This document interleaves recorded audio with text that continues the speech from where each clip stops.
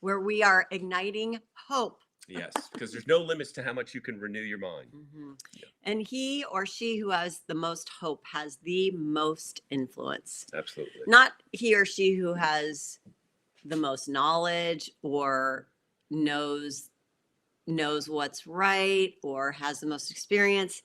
He or she who has the most hope. That's really incredible. Yeah, yeah. And we are Andy and Jenny Fitzgerald. If you haven't met us before, we're excited to be here. We've been serving with Igniting Hope for a number of years, and we currently serve as second year overseers of the Backlund Leadership Academy, Whoop, which is whoop. a lot of fun. We also lead our own ministry called Imagined Life. And we've got an exciting topic today. We're going to talk about beliefs in marriage. Beliefs in marriage. You know, we oftentimes, when we think about beliefs and renewing our minds with hope filled beliefs, we often think immediately about our own lives, just applying that to our own lives. Or maybe we think about that in terms of our leadership. Okay, I want to be a good leader.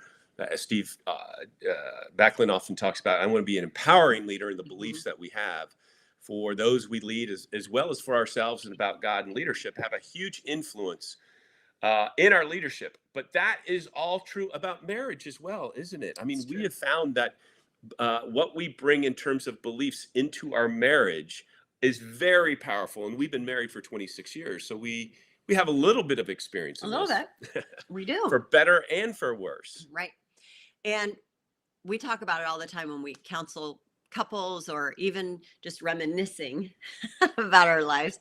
The first maybe 5 or 6 years of our marriage, I had a belief that I was not aware of. I had a belief that Andy didn't really love me. He just married me for the conveniences that that marriage can bring. And because I had that belief, I was always looking for evidence to prove myself right. See, he doesn't love me. He just needs me to cook for him or enjoy sex and, all the things, take care of the kids. So that belief that I had at a subconscious level was always looking for evidence to prove that it was right instead of looking at all the ways he was showing me that he loved me every day in, day out. Yeah, and to be fair to Jenny, I had really bad beliefs about marriage going into marriage. If you haven't heard our story before, we met when we were older in our 30s, and we had both lived singles lives, for 30 years. And then we met each other, and I was scared to death to get married. I mean, I was just terrified every morning. And I thought, oh, this marriage could possibly ruin both of our lives. What if we get stuck in an unhappy marriage? And so I broke off our engagement not once, but twice, Jenny. And you were there for all this, right? It was. It was not pretty. And so when we finally said I do, I say our love bank account was at a zero because we had just been through so much hardship. And so I totally get why she would go into marriage thinking, okay, does he really love me? Because I had such a hard time getting to marriage. And so we both have jacked up beliefs about marriage. And so that's one of the things that we realized is that you can have a wonderful spouse, but Mhm. bad Yep. beliefs about marriage. You can have great theology, but bad beliefs about yourself or about your spouse in marriage. And what we've often found is that what couples are bumping into when they hit rough patches in their marriage, they're bumping it into lies that perhaps they've believed about their spouse or about their marriage, and they're just bumping into lies. Yeah, and usually you don't even know the lies that you're believing. If they feel so real. And I see it. It's like here's a wall of my lies, here's a wall of Andy's lies, and the lies are talking to the lies instead of the truly revealed self to the truly revealed self, spirit to spirit, heart to heart.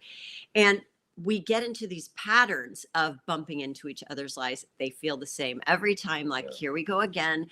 And it doesn't feel like there is a solution around them. It feels like this is how it's going to be for the Yeah. rest of our marriage. Yeah. So our guess is that if you are bumping into repeated patterns Mhm. of challenge in your marriage, it is probably an area that where you are believing lies. And as we've often talked about, any area of your life that is not Glistening. glistening with hope is under the influence of a lie and can become a stronghold of the devil. And Yeah. so, stronghold patterns in your marriage, somewhere along the line, people have probably believed lies, and that's what we're running into. And we talk to couples all the time, and we Mhm. see from the outside, we see, oh man, these two are great together. They're so right for each other, but they think each other is the problem. Right. And we see that they're just bumping into lies. And so, what we often talk about is use conversation, use communication to find out what the lies are. A lot of Mhm. times we think, oh, if we only could communicate better, that would solve our problem. And that communication is great, it's Important. helpful, but you want to communicate it to where you realize, okay, this is the lie I'm believing, or Right. this is the lie she's believing. And we talked to a couple even recently where we realized, you know what, They're I believing they're lies. believing lies. Yeah. We met with a couple, and the husband had called me and said, "Man, we have just hit a wall. Usually we can work through our conflict, but today I don't know if we can get through this." And he sounded really, really scared. Mm, He seemed yeah. very scared. And so, and I had talked to her a little bit in the past, not much. So Andy and I went over, we had a conversation with them. And the first, I don't know, 25, 30 minutes, she talked about what was really frustrating her about him. And he was talking about what was so hard for him about her. And then we simply walked them through. I asked her, what are you believing? What are you believing about him that is feeling so threatening to you? And she said, "Well, I believe that he cares more about his high school friends than me." So if you stop right there, if that's the lens through which she is looking, that he cares more about his friends than he cares about her, every single time he is doing, like if he played a video game, she would say, "See, evidence, he cares more about them, evidence." And she's only looking for evidence that they are more important than her. And it makes sense. And then we asked him what lie he was believing. Yeah. Yeah, and the lie was is that he would have to carry this whole marriage for her. That he would have to carry all the emotional weight of the marriage, and if she was unhappy, then it's his To responsibility make her to happy. make her happy. And again, until somebody helps you identify that as a lie, you don't realize you may be operating under a lie. Right. And yeah, no one spouse is supposed to carry the whole emotional load for the other spouse. We have to be adults in this things. But it was just so helpful when we kind of communicated through that, and they realized that they both It was just were lies. believing lies. Yeah. Yeah. Sporty Pastor Hi, Pastor Angela's Sport. on. So good to see you, But Angela. it's so important to remember, oh, I'm believing a lie. So how do we know if we're believing lies? Well, there's a couple of ways. First of all, any area of your life that is not glistening, and we say glistening with Yep. hope, is under the influence of lie, and that can become a stronghold. And so, Mhm. our hope levels in various areas are very helpful gauges to see if we're believing any lies. Because Jesus is not hopeless about Nope. any area of your life, especially your marriage. Right. So he is the God of all hope. And the other area that we can look at is our emotions. Are we feeling really discouraged? Are we have no hope? Are we angry, Angry, frustrated, frustrated. worried? Those are all indicators. Our emotions are Mhm. belief indicators. They let us know that we're believing something. Mhm. The reason why we're worried is because we're afraid we're not going to have enough time or enough whatever. And so those emotions are great windows into any beliefs that we might be Right. have, whether good or bad. And most of your beliefs are at a subconscious level. So you look at your emotions because they're your helpers. They're like, I'm going to follow the string of this emotion and figure out what is it that I'm believing. And so she was believing that he cared more about his high school friends than he cared about her, this woman that he had just given his entire life to. But she was looking for evidence to prove that the lie she was believing Mhm. was true. And then she when the lie was exposed, oh, hello. Hello, First time here. We're GJ so Brink. glad you're Yeah, so glad here. that you're here. Welcome, Welcome. welcome. So when she started just even exposing the lie is so helpful. Yeah. And then you think, oh, that's right. And the way this would look in our marriage is I would come to Andy, flabbergasted. I could only see that he was doing the things that were proving my lie to be true.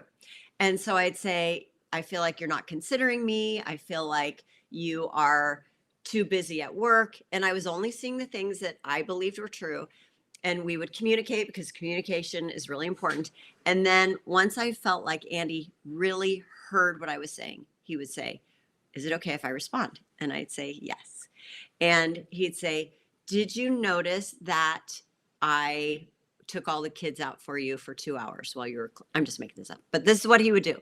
"Do you see that I took all the kids out so that you could have time at home? Did you see that I did all the laundry? Do you see that I did the dishes?" And he was presenting evidence that I was not noticing because I wasn't looking for it.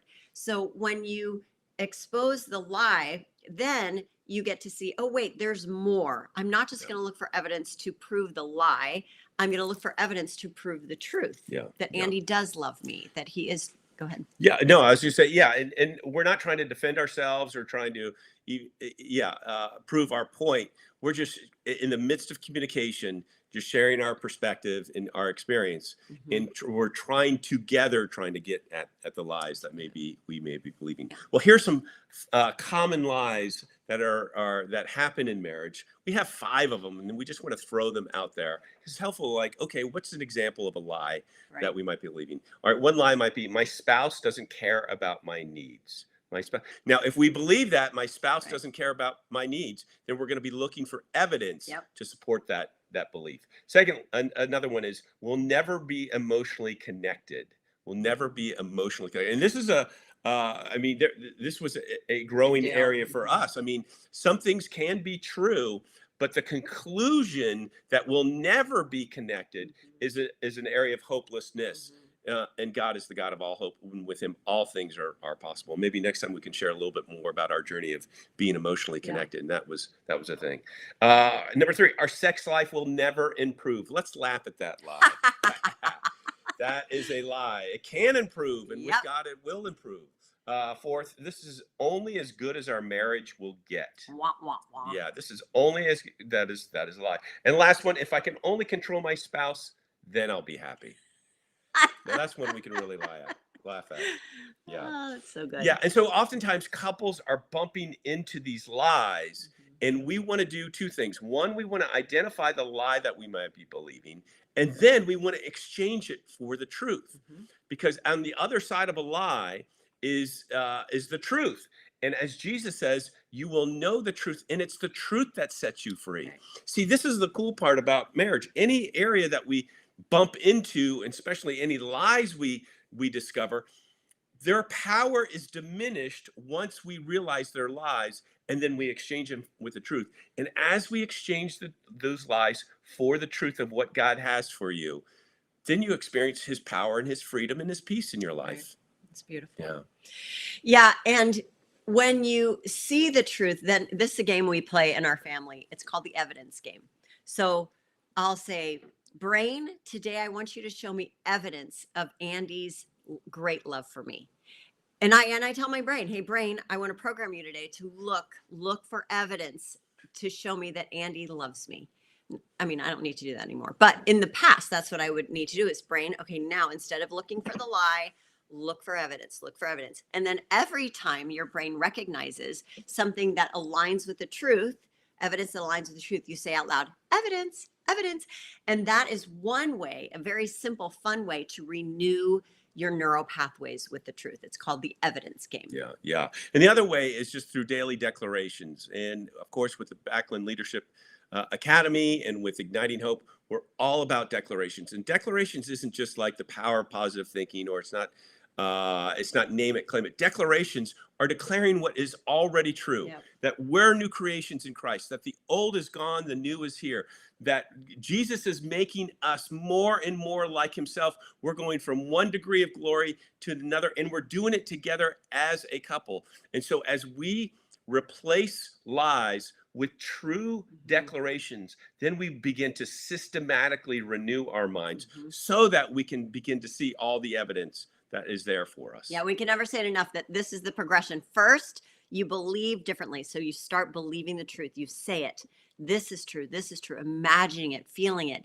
So you change your beliefs, and then your emotions start to follow. Even before lots of times before circumstances start to follow. So you change your beliefs, then your emotions follow, and then your circumstances Yeah. cannot stay the same. Yeah.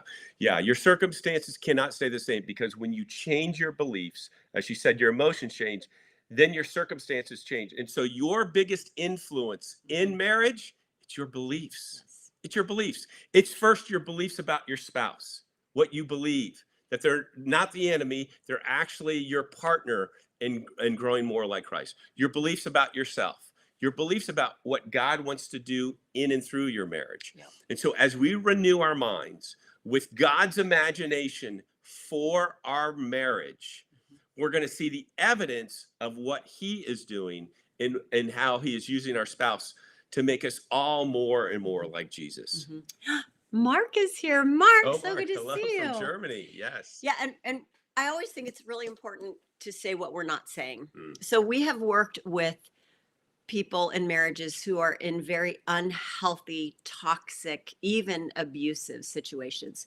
So we are in love.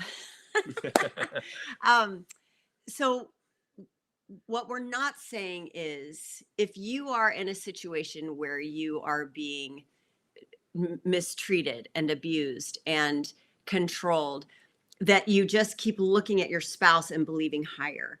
It is so important that you know the truth about you. Mhm. What does God say about you? You're worthy of love. You're worthy of connection. You're worthy of healthy relationships. And to know the truth about Him. Yeah. What are you believing about God and His love toward you? If you see God as this God of punishment, God of control, then you're not having a right picture. You're not having right beliefs. So even in a marriage that's unhealthy, you can't find a way forward because you want to find the truth about the Lord, what he's saying about you, and then the truth about you.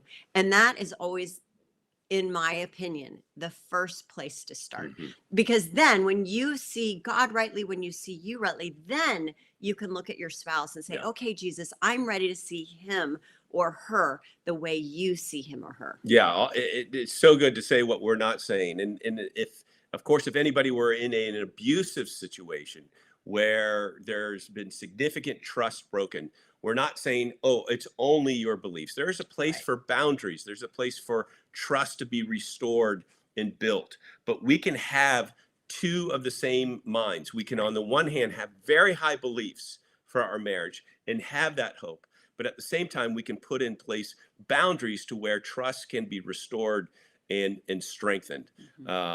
And so we're just emphasizing on this one the high beliefs. And again, for two couples who are just, they want to see their marriage go better, they want to take it higher, but they're just having a hard time. The most powerful influence you can have is your beliefs, your Yes. beliefs for your spouse, your beliefs about yourself, your beliefs about what God wants to do, and those beliefs will change the direction Yep. and the atmosphere of your home. So good. Yeah, it's go good. So great to be with you. God is now releasing high beliefs over you, for your marriage, for your future, for your family. We just bless all that the Lord is doing in your life. Thanks for being here.